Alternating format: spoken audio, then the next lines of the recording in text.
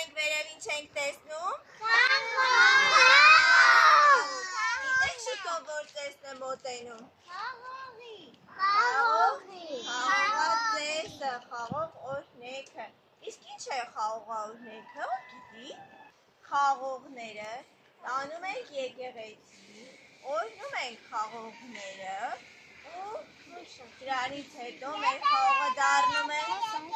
դառնում է շատ քաղցր, դառնում է շատ համեղ, մենք նոր սկսում ենք ուտել։ Հիմա կասեք խաղողն ինչ գույն ունի։ Կանաչը։ Հիմա եթե մենք ուտենք խաղողից, երեխեք թույլ է լինելու, քանի որ դեռ օրհնված չի մեր խաղողը։ Երբ որ օրհնենք մեր խաղողը, նոր կլինի շատ քաղցր։ Հիմա կարող եք ասել, սիրում եք խաղող, թե չէ։ Սիրում եք, կարող ենք պատրաստել ու պատրաստում ենք չամիչ։ Սիրում եք չամիչը։ Շատ օգտակար է, չէ՞ չամիչը։ Ինչ ենք պատրաստում։